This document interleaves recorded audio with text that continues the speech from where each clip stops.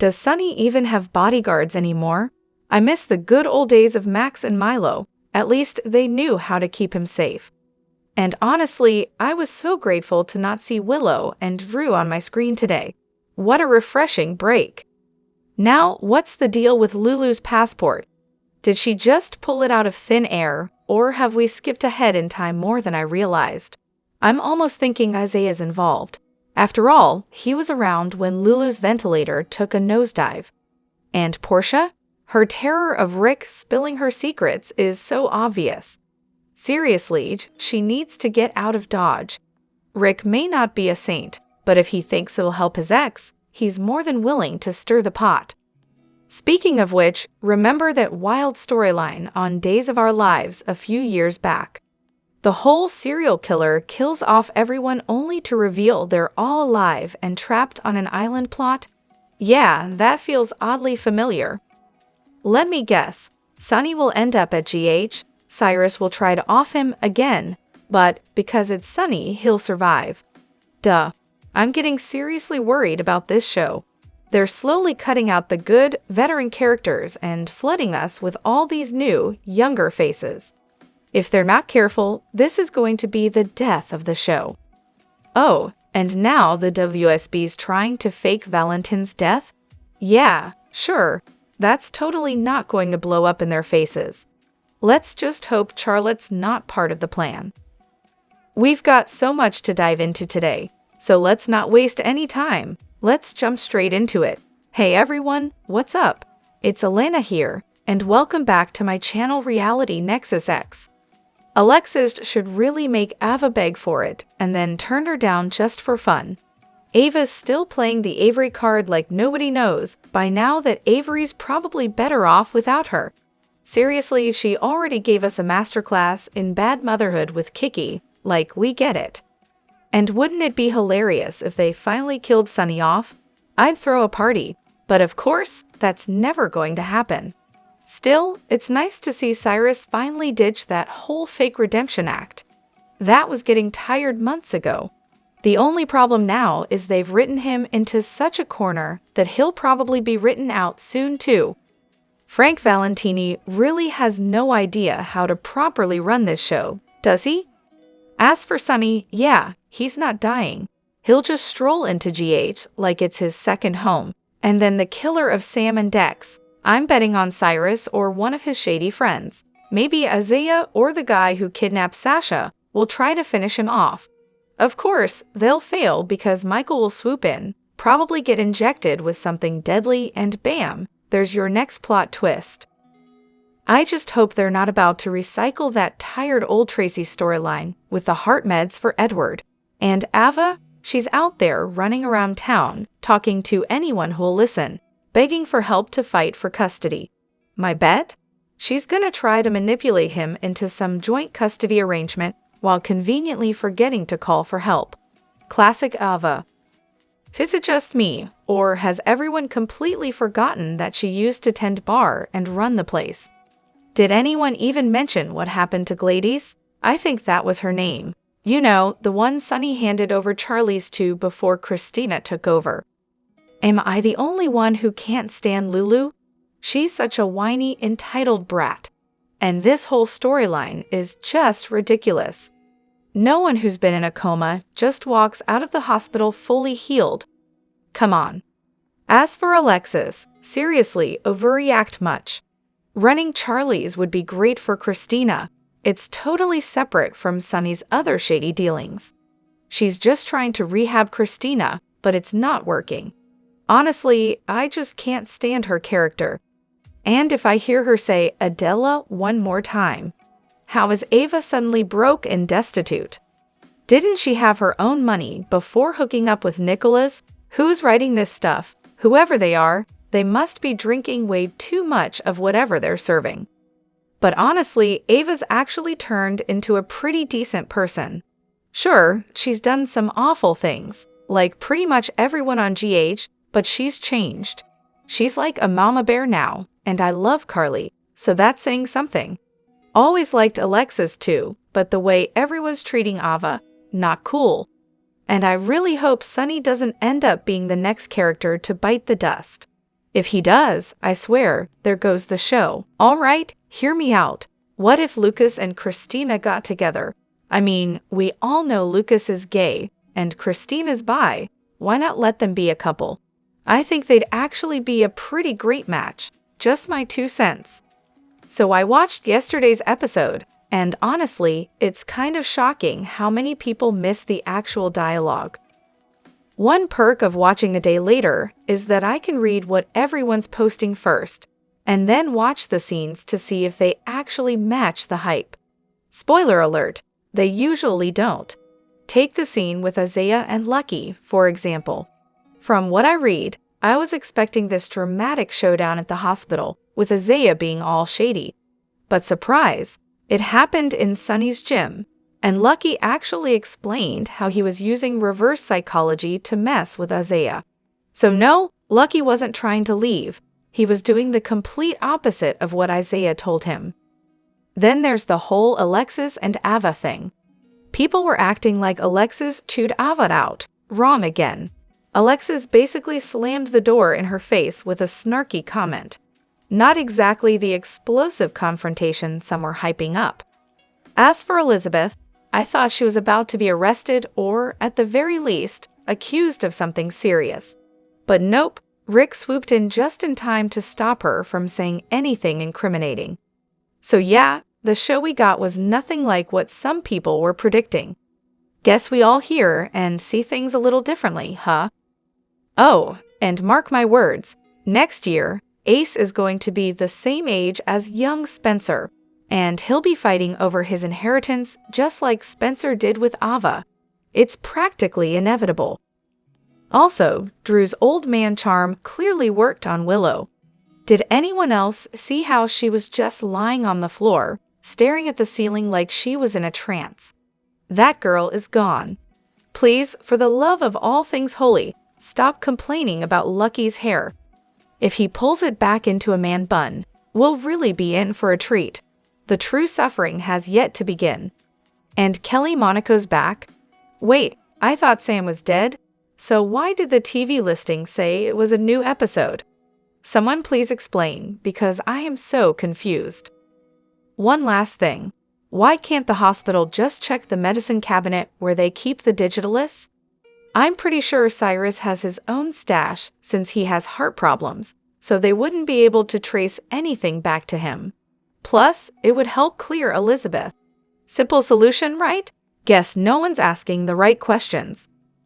Maurice Benard is basically the Kenan Thompson of General Hospital at this point. Seriously, can we just let it go already? And while we're at it, leave Nancy, aka Alexis, alone. She has every right to speak her mind. Good grief, people. Also, how did Lulu manage to find Valentin so quickly when everyone else was struggling to locate him?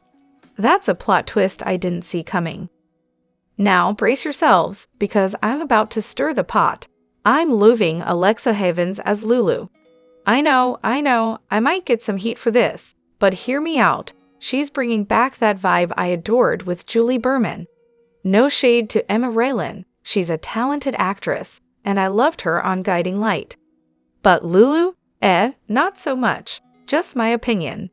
I'm also a bit behind. Hello, busiest work months of the year. So I'm just now at the point where Lulu finds out Charlotte is missing. And seriously, Cyrus killed Sam. Did anyone actually watch the show? All these wild assumptions, people. On a totally different note, if this was just a simple review, why was the hospital lawyer involved? Something's fishy there. Lastly, what's going on with the whole Digitalis deaths? Why are they trying to pin that on Elizabeth? She's head nurse, not a babysitter for every single person in the hospital. Maybe install some cameras, yeah? Also loved how Rick showed up for Elizabeth. Finally, some support. And one more thing. Have they ever caught the scumbags who killed Johnny Wachter? Just curious, why does Nancy Grahn have to keep her opinions to herself when everyone else gets to speak freely? She's a human being, just like the rest of us, and entitled to the same rights. She lives here too. Just because her views don't match yours, it doesn't mean she has to stay silent. As long as what she's saying isn't harming anyone, she has every right to express herself. Sure, acting is her job, but that doesn't mean she has to check her opinions at the door.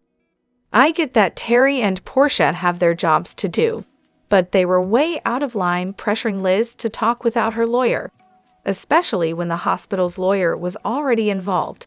It was completely wrong, and even worse since Liz is a friend to both of them. Charlotte should absolutely stay with Valentin until she can decide where she wants to live. Valentin has been her rock through all of this. Lulu rushing in like the cavalry and expecting Valentin to just let go of Charlotte is beyond ridiculous and totally unfair. Now, I'm not exactly a fan of Rick, but let's be real, he's an amazing lawyer. Elizabeth can't think clearly because her judgment is clouded by her friendship with Terry and Portia. They're so blind to what's actually going on with the hospital's involvement. As for Elizabeth, she knows she's responsible for Dex and Sam's deaths. I'm placing the blame squarely on her and the nursing staff. Cyrus? Innocent. Team Cyrus all the way. And Alexis, when she said, "You can't afford me," and slammed the door in Avas' face. Honestly, I kind of felt for her there. The 5 characters GH should have never killed off, but did anyway, because why not? Alan Quartermain Sr. Look, I don't know what General Hospital was thinking when they decided to kill off Alan. If anyone should have been the Quartermain family patriarch, it was Alan. Seriously, if he were still around, he and Jason could have had that father or son reconciliation everyone's been begging for. Plus, Alan would have gotten more time with Michael, met Drew, finally, and still been the chief of staff, giving us the chance to see how he'd interact with all the newbies. Imagine the drama, the intrigue, the legacy. Oh wait, they just had to kill him off. Emily Quartermain. Ah, Emily. A character with so much untapped potential. If she were alive today, she'd probably be living out a happily ever after with Nicholas, popping out a few kids, and making the Quartermain family even more complicated. And let's be real, Emily would have made a killer stepmother to Spencer, just like Monica did with Jason. The new Alan and Monica, I can totally see it. Too bad we'll never get to see that now. Brando Corbin. Because, of course, they had to go and kill off the guy who was actually bringing some charm and warmth to the canvas. Brando's death was so random and unnecessary.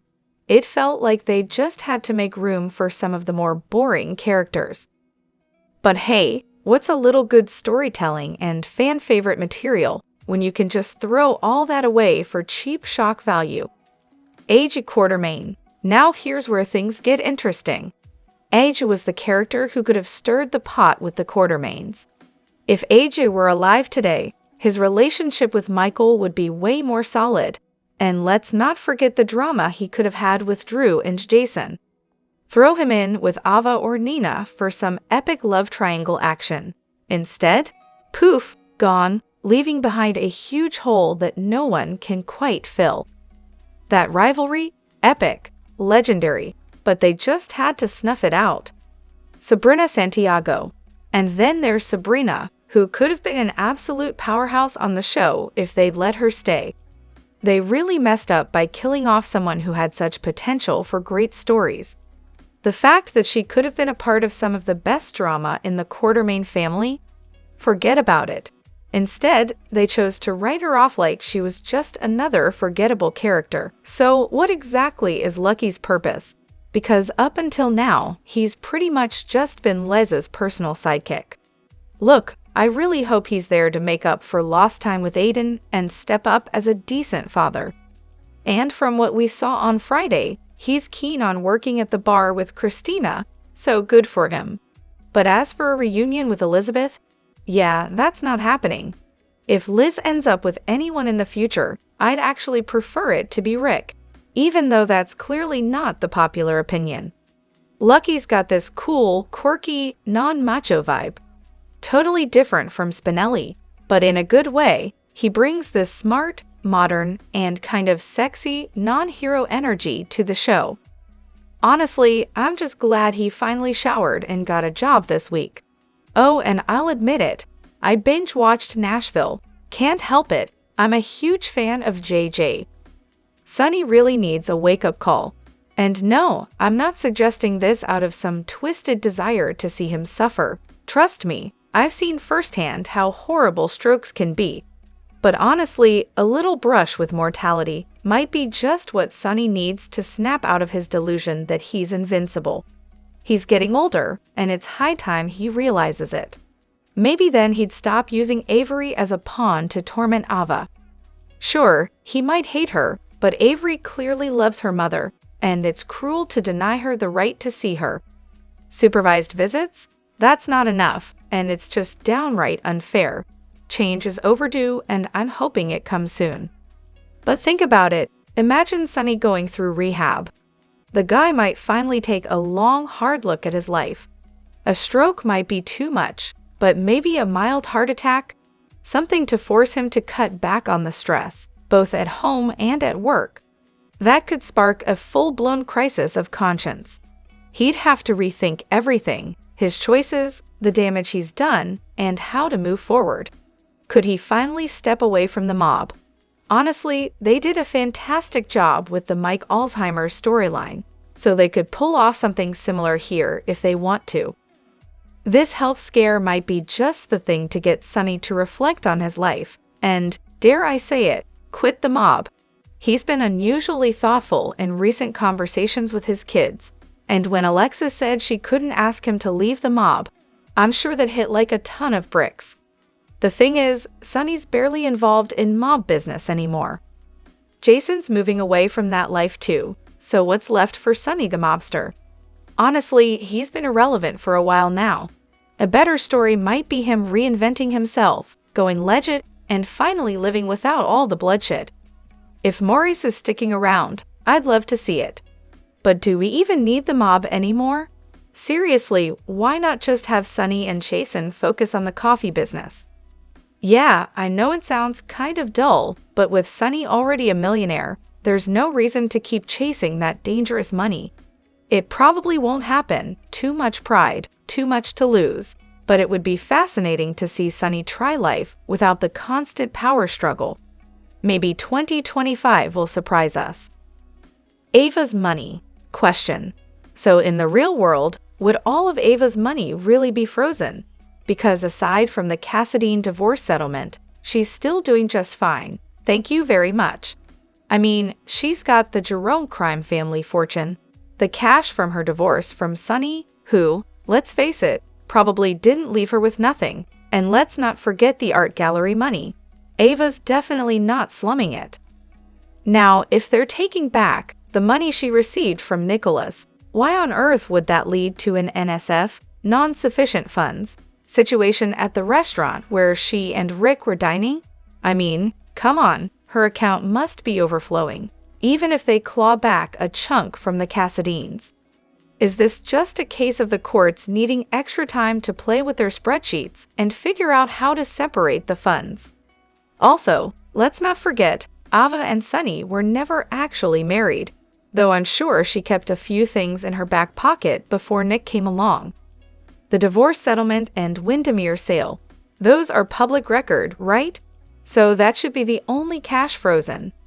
A woman like Ava, who's practically a former mob princess, has got to have a secret stash tucked away in some offshore account.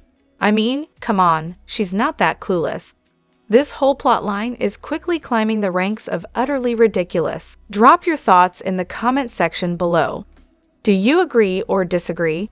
Don't forget to like, subscribe, and hit the notification bell for more updates. Your opinions matter, and I will see you in the next video. Thank you.